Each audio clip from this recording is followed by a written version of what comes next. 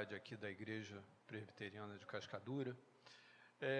Dizer que, para mim, é um privilégio estar aqui entre os irmãos.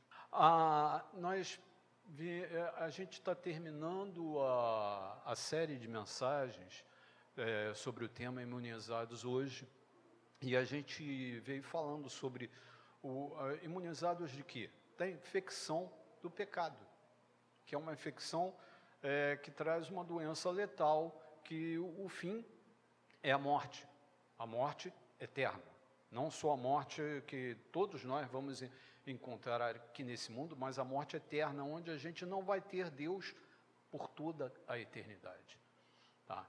Isso é certo, todos nós temos esse vírus, todos nós estamos infectados com esse vírus, mas existe uma possibilidade de imunização, para que esse vírus não tenha os efeitos sobre a gente que tem pelo mundo inteiro, né? Então, nós vimos falando sobre a necessidade da imunização, que é para que nós não morrêssemos, tá? Sobre a motivação, porque de Deus para nos imunizar desse vírus, que a motivação de Deus foi unicamente, exclusivamente o amor de Deus por nós, pela sua criação. O custo da imunização, que foi um custo altíssimo, foi a morte de seu filho Jesus na cruz, para trazer essa imunização, que é a salvação. Tá? A eficácia, que é 100%, se for uma vacina, uma imunização 100% eficaz, enquanto existe aí discussões em relação à eficácia da imunização que diversas vacinas estão trazendo aí para essa pandemia que a gente está passando, essa imunização aqui é 100% eficaz. Se você for imunizado contra o vírus do pecado, você está 100%. A chance de você passar por ele, de você não sofrer os efeitos, é 100%.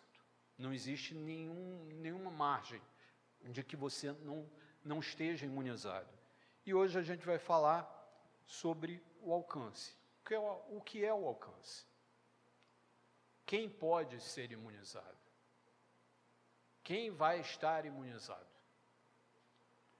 E aí a gente vai ler o texto base de hoje.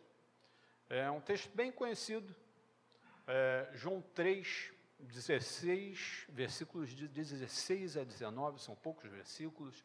Na nova versão internacional, NVI, o texto diz assim: porque Deus tanto amou o mundo, que deu seu Filho unigênito, para que todo o que nele crer não pereça, mas tenha a vida eterna. Pois Deus enviou o seu Filho ao mundo, não para condenar o mundo, mas para que este fosse salvo por meio dele. Quem nele crê não é condenado, mas quem não crê já está condenado, por não crer no nome do Filho unigênito de Deus. Este é o julgamento. A luz veio ao mundo, mas os homens amaram as trevas e não a luz, porque as suas obras eram más. Vamos orar mais uma vez? Bondoso Deus, nós te agradecemos pelo privilégio que é trazer a Tua palavra, a Tua mensagem. E eu te peço nesse momento que sejas Tu a falar aqui essa noite, Senhor. Mais do que isso, eu te peço que corações possam ser transformados, Senhor, vidas possam sair daqui diferente e proclamar ao mundo sobre a Tua salvação. Te pedimos, te agradecemos em nome de Jesus. Amém, Senhor. Bom, esse texto, isso é Jesus falando, tá? Esse texto que a gente leu é Jesus falando e é parte de um diálogo, é quase um monólogo, é mais um discurso do que um diálogo, com Nicodemos. Se alguém lembra de quem é Nicodemos, Nicodemos era um fariseu, mestre na lei, doutor na lei, que conhecia muito bem a lei, lá entre a elite religiosa judaica. E ele, depois que Jesus já tinha purificado o templo, ou seja, a purificação do templo ele expulsou todo mundo que resolveu fazer do templo casa de negócio. Ele expulsou todo mundo e assim purificou o templo. E depois que ele fez alguns milagres, como, por exemplo, no Evangelho de João fala exatamente sobre o milagre da transformação de água em vinho, nas bodas de Caná da Galileia. Certamente, quando Jesus vai conversar com Nicodemos, ou melhor, quando Nicodemos procura Jesus, tem outros milagres que Jesus fez, mas não menciona no texto. E Nicodemos vai conversar com Jesus para entender quem é Jesus, porque Jesus, ele diz, acho que você é profeta, é alguém enviado por Deus, porque ninguém que não fosse enviado por Deus faria tantos sinais quanto você tem feito, ou falaria com tanta autoridade quanto você tem falado. E aí Jesus diz que precisa ser batizado na água, no Espírito, e ele tenta, mas o que é isso que precisa nascer de novo? E ele pergunta, como é que eu, sendo velho, posso nascer de novo? E ele questiona, eu fico imaginando Nicodemos, um mestre da lei, que conhecia a lei, conhecia as profecias do Antigo Testamento, e estava falando exatamente com o objeto daquela profecia, que era o Messias, Jesus. E ele não conseguia enxergar, que ele estava falando com aquele Messias que tinha sido profetizado lá no Antigo Testamento, por Isaías, por Miqueias, por outros profetas, que viria ao mundo para salvar a humanidade. E aí Jesus diz para Nicodemos que ele tinha que nascer da água e do Espírito. E esse nascer do Espírito significa viver para Deus, porque aquele que nasce do Espírito não sabe nem para onde vai, nem de onde veio, porque esse é todo que é nascido do Espírito, porque quem dirige os passos é o Espírito. E no momento seguinte, Jesus fala esse texto que a gente já conhece, porque Deus tanto amou o mundo que deu o seu Filho unigênito, que era Ele mesmo, para que todo o que nele crê não pereça, mas tenha a vida eterna. Ele fala isso para falar do grande amor de Deus pelo homem. E a gente falou que a motivação da imunização de Deus para o vírus do pecado é exatamente o amor que Deus tem pela humanidade, que Ele criou. Esse texto, para quem conhece, reverendo Tiago Rocha, pastor emérito da igreja do Grajaú, ele chama de o microevangelho, porque é um texto, um versículo pequeno, que todo mundo conhece, né? Esse é um versículo que quem nasceu na igreja, quem está na igreja há algum tempo, sabe falar isso de quase em todas as versões, até porque todas as versões o texto é muito parecido. E esse texto diz exatamente o que o evangelho é. As boas novas de que Deus enviou Jesus para salvar a humanidade, para morrer por ela, para salvar a humanidade. Salvar de quê? Salvar do pecado, porque se Deus não salvar a humanidade do pecado, o homem vai morrer. E não é a morte física que nós todos temos aqui, porque essa todos nós vamos passar, a menos que Jesus volte antes. Mas todos nós vamos passar. Mas é a morte de ficar sem Deus, de não ter a possibilidade de nunca mais ver Deus. E o julgamento que ele faz é simples, uma vez que a luz veio ao mundo e os homens amaram mais as trevas do que a luz, o que é evidenciado porque as obras dos homens são mais. Por que Jesus diz que eles amaram mais as trevas do que a luz? Porque as obras, que é a forma como você mostra o que você ama mais, eram mais. Então significava que eles preferiram as trevas, a escuridão, do que a luz. E quem era a luz? Jesus. E aí, voltando para a nossa imunização, a gente... o tema de hoje, sobre o alcance, ela alcança a quem? A quem essa imunização alcança? No texto que a gente leu, Na pandemia, para a gente ficar imune ao vírus do Covid-19, essa pandemia que a gente está passando agora, que obriga a gente a andar de máscara, a ficar isolado e tudo, amanhã começa uma nova fase de lockdown, a gente precisa, para a gente ficar imune, a gente precisa tomar a vacina. Essa é a forma que os cientistas chegaram à conclusão, é necessário tomar a vacina. Para a gente ficar imune na pandemia espiritual, que é uma pandemia, que alcançou toda a humanidade daquela época, quando o homem caiu, que era uma humanidade pequenininha, e até o último homem que vai nascer, sei lá quando. Ele já nasce infectado. Para ele se ficar imune, ele também precisa tomar uma vacina, ele precisa ser imunizado. Essa imunização é a salvação de Jesus. É a salvação que Jesus veio trazer através do sacrifício dele na cruz. Isso tudo a gente já viu aqui, só recapitulando. Mas é 100% eficaz, mas é eficaz para quem? O que nós temos que fazer para sermos alcançados por essa imunização? O texto fala, todo o que nele crer. Quem crê em Jesus consegue ficar imunizado. Se nós crermos nele, estaremos vacinados. Não tem julgamento. Não há mais o impacto da infecção. Esse texto da Nova Versão Internacional, ele fala em condenação. O texto da versão mais tradicional, a revista e atualizada, e até o texto também original, o original grego, não fala em condenação, ele fala em julgamento. Tá? Só que a gente sabe que quem está infectado, o resultado do julgamento é só um, é a condenação. Então, assim, ele fala, só que se você for imunizado, ou seja, se você crer, você nem julgado vai ser. Se você não crer, você já está condenado. É simples assim. Tá? Nós vamos continuar infectados, mas a infecção não vai nos levar à morte espiritual.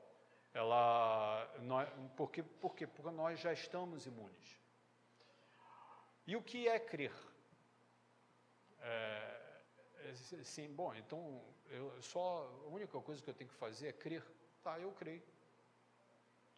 Crer é uma palavra é uma palavra complicada, porque a gente acha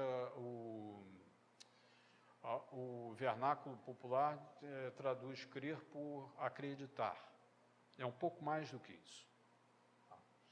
O crer que está descrito nesse versículo é um crer no sentido de confiar. E a confiança gera um pouco mais do que acreditar. Você não só acredita que é verdade, que Jesus é verdadeiro e morreu na cruz para nos salvar. Não só você acredita nisso, mas você se entrega a isso. A confiança é essa. Quando você diz, confia em mim. Confia em mim significa, isso é um perigo. Confia em mim. Tomara que a pessoa que diga isso seja realmente confiável, porque quando você confia, você entrega. Você entrega alguma coisa, ou entrega a si mesmo, e Jesus quer isso, que você creia nele no sentido de confiar, de se entregar. É você acreditar que o sacrifício que ele fez na cruz foi feito por cada um de nós. Não pela humanidade toda. A humanidade toda é uma coisa muito grande, muito ampla. Foi feito por cada um de nós. Uma vez aceito esse sacrifício, é a gente confiar, entregar nossa vida na mão dele. E entregando as nossas vidas nas mãos de Jesus, nós passamos a viver como Jesus descreveu a Nicodemos, como que é nascido no Espírito, que o vento sopra e não sabe para onde vai, porque os passos são dirigidos pelo Espírito Santo. E aí, como a gente sabe que como é que a gente sabe o que Jesus quer que a gente faça? É engraçado, muita gente pensa isso, assim, tá bom, eu creio em Jesus, eu creio que Ele morreu na cruz para me salvar, mas eu não escuto a voz dele, eu não sei escutar a voz dele, eu não sei o que Ele quer que eu faça, eu não sei discernir a vontade de Deus. Você pode até não saber o que Deus quer que você faça, mas você sabe o que Deus não quer que você faça. Isso você sabe. Se você lê a Bíblia, se você conhece a palavra de Deus, você sabe o que Deus não quer que você faça. E se você já começa por aí, você já está no caminho, já tem mais de meio caminho andado para você descobrir o que Ele quer que você faça. Aonde que Ele quer que você ande. O que Ele quer que você fale. Porque o nosso fim nesse mundo é esse, é agradar a Deus. E o que fazer no meio disso tudo? No meu tempo de mocidade, isso já vão alguns anos, tinha uma amiga minha que dizia, olha, a única coisa que a gente tem que fazer em relação a Jesus é crer. Basta crer. E é verdade, basta crer, no sentido de confiar e se entregar. Você pode pensar que tudo que você fez até hoje na sua vida e concluir que até que você não merece o sacrifício que Jesus fez. Mas a gente pode, não, eu fiz tanta coisa errada, eu desagradei tanto a Deus, eu não mereço o sacrifício. Jesus morreu na cruz por mim, logo eu. Só que tem um detalhe, foi Ele que te escolheu. E Ele escolheu independente de você merecer ou não, porque se a gente for pensar em termos de mérito, ninguém merece, mas Ele te escolheu, porque Ele ama a cada um de nós, independente de como nós somos. Um exemplo, Paulo perseguia os cristãos, mandava matar cristãos, e Jesus apareceu para ele no caminho para Damasco, e tirou ele daquela vida de pecado, e Paulo, do homem que perseguia os cristãos, passou a ser perseguido como cristão para levar o evangelho por toda aquela região do Oriente Médio, chegando até Roma e outros lugares mais. Mas por quê? Porque ele cria. Porque ele tinha uma coisa que a gente ainda não falou, que é fé. Quando você crê, você tem fé. É a fé que chama a fé salvadora. Mas fé não é uma coisa que você... eu vou exercitar a minha fé, eu vou ler a Bíblia para ter fé. Legal, é muito bom ler a Bíblia. Mas a fé é dom de Deus. Em Efésios 2:8 diz, pois vocês são salvos pela graça, por meio da fé. E isto não vem de vocês, é dom de Deus. É Deus que dá fé. Então, assim, ele escolheu alguns, e a esse alguns que ele escolheu, ele deu o dom de que esses alguns crescem no sacrifício de Jesus na cruz. E uma vez crendo, eles se tornaram imunizados. E aí, se você crê, se você crer, se você confia em Deus, confia em Jesus, confia a sua vida a Ele, que Ele morreu na cruz para te salvar, você passa a viver para a glória de Deus. Porque a gente, lembrando lá do breve catecismo, primeira pergunta, quem passou por classe de catecúmenos, que antigamente tinha esse nome, agora nem sei qual tem a classe de integração, mas qual era a primeira pergunta do breve catecismo? Qual o fim principal do homem? O fim principal do homem é... Qual é, gente? Glorificar a Deus e gozá-lo para sempre. Glorificar a Deus e gozá-lo para sempre. Esse é o fim, nós fomos criados para isso. Se nós somos imunizados, nós passamos a viver a nossa vida para a glória de Deus. Se a gente trabalha para a glória de Deus, não para o patrão, a gente trabalha para a glória de Deus. Se nós temos filhos, nós criamos os nossos filhos para a glória de Deus. Se nós somos casados, nós tratamos o marido, a esposa, da forma como Deus quer que a gente trate, para a glória de Deus. Porque nós vivemos para a glória de Deus. A vida eterna começa quando a gente nasce de novo. Ela começa exatamente quando a gente nasce de novo. A vida eterna não começa quando nossa vida aqui acabou, aí vai começar a vida eterna. Não, a gente começa a viver para Deus, ela começa quando a gente começa a viver para Deus. Ela começa quando a gente nasce de novo. E esse nascer de novo é a fé salvadora que a gente passa a ter no momento que a gente crê.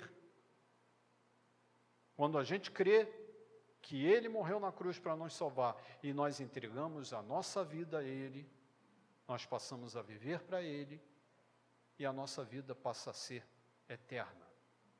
Aqueles que não creram, eles vão morrer aqui e vão continuar mortos. Eles vão ter uma vida sem Deus. Há algum tempo atrás eu pensei, quando eu comecei a estudar para ir para o seminário, eu fiquei pensando, porque a gente começa a estudar, a gente vive a vida inteira dentro da igreja, e eu sou presbiteriano desde antes de nascer, porque minha mãe eu sou de família presbiteriana de muito tempo, e a gente sempre ouve das doutrinas de eleição, de justificação, e etc., e a gente nunca para pensar nisso. E uma vez eu pensei, eu fui escolhido por Deus. Deus me escolheu. Deus escolheu cada um de nós. Exatamente no momento seguinte eu pensei, e se eu não tivesse sido escolhido? A gente vê o mundo aí do jeito que anda, e é interessante que a gente vê, a gente sempre ouviu isso, né? O mundo do jeito que anda, o mundo está perdido, e sempre está perdido, porque o mundo é perdido mesmo. O mundo, provavelmente, o que meus pais ouviam falar no tempo deles era a mesma coisa, porque o mundo é perdido mesmo, o mundo sem Deus é perdido. E eles não foram escolhidos por Deus, eles não têm nenhuma perspectiva. É o que Paulo disse, se minha esperança se limitasse somente a essa vida, eu seria o mais infeliz dos homens. Mas a nossa esperança não se limita somente a essa vida. Por quê? Porque nós cremos que Ele morreu na cruz para nos salvar, e essa morte de Jesus na cruz, que, diga-se de passagem, Ele venceu depois, porque Ele ressuscitou, nos trouxe imunização e permite que nós tenhamos com Ele uma vida eterna. Nós fomos escolhidos para ter esta vida eterna com Deus. E isso é importante a gente pensar, porque quando a gente pensar, a gente ficar triste, a gente ficar chateado, a gente se achar a pior coisa do mundo, pensa uma coisa, Deus te escolheu. Ele te escolheu. Ele tirou você de onde você estava para que você andasse junto com Ele. Imune ao pecado. Não significa que a gente não peca. Mas aquele pecado não vai nos levar para a morte. Porque a gente sabe que a gente está pecando e a gente pede perdão e Ele vai perdoar e no minuto seguinte nós continuamos com Jesus. Porque a gente passa a viver para Ele. Quando a gente fala que Cristo vive em mim, significa que Ele vive dentro de nós e a gente deixa de fazer a nossa vontade. A gente morre para o velho homem e passa a viver uma vida nova com Jesus. A nossa vida passa a importar a partir do momento que a gente faz a vontade dEle. E como é que a gente sabe se a gente está fazendo a vontade dEle? Basta a gente pensar se o que eu estou fazendo, o que eu estou dizendo, o que eu estou vendo, aonde eu estou entrando, Jesus faria? Se a resposta for não, então vai para o outro lado. Porque não é isso que Deus quer que você faça. Bom, finalmente, eu gosto muito dessa frase, quem nele crê não é julgado, não chega nem a ser julgado, mas quem não crê já está condenado. Ele não veio julgar, porque o fim do julgamento, sem a salvação, é a condenação. Ou seja, se você acha que, não, eu vou dar um jeito, eu posso viver a minha vida do jeito que eu quiser, que lá no final eu tenho uma boa, sou bom de papo, eu vou lá, vou argumentar com Deus e Ele vai me livrar. Esquece. Se você não crer em Jesus, no sacrifício que Ele fez por você, na salvação que Ele te deu, ou que Ele quer te dar, você já está condenado. Não existe meio termo. Agora, se você crê, você está salvo. A vida que importa não é nesse mundo. Sabe por quê? A vida que a gente tem aqui nesse mundo, essa pandemia, que vai passar. A gente sabe que vai passar. As dificuldades financeiras, o mundo que a gente vive aqui nesse país, a realidade que a gente vive nesse país, com tantas desigualdades sociais, os problemas todos que a gente vê no mundo, isso tudo vai passar. Da mesma forma, as riquezas, o luxo, isso também passa. Mas a nossa vida, quando a gente crê em Jesus, não é nesse mundo. Porque a gente não faz parte desse mundo, a gente faz parte do reino de Deus. E é isso que importa. Eu não faço mais parte desse mundo. Eu sou cidadão do reino de Deus e cada um de nós é aqui.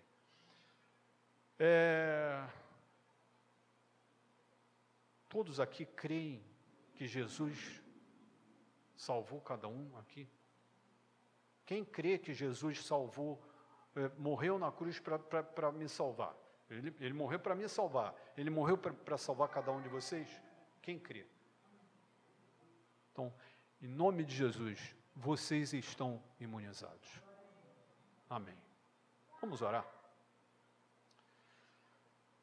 Senhor, nós te louvamos porque podemos passar aqui esses momentos para conhecer mais da Tua Palavra, para conhecer mais as Tuas verdades, Senhor, e para saber que nós estamos salvos pela graça. Porque nós podemos estar aqui hoje te louvando, te glorificando, e podemos ter a certeza que não somos mais deste mundo. E nesse momento eu te peço, Senhor, que Tu estejas nos capacitando para levar essa realidade para aqueles que não Te conhecem, que nós possamos apresentar ao mundo a salvação, a imunização do vírus do pecado que leva o homem para a morte. Mas Tu tens a vida eterna. E nós precisamos apresentar isso ao mundo. Então eu te peço que Tu estejas nos capacitando, nos mostrando, nos dando a oportunidade de falar a esse mundo que a salvação é contigo. A única salvação é contigo. E nós te agradecemos imensamente, porque apesar de nós não merecermos, Tu enviaste Teu Filho para morrer na cruz, por mim, por cada um que está aqui. Por isso nós te agradecemos e te louvamos, em nome de Jesus. Amém, Senhor.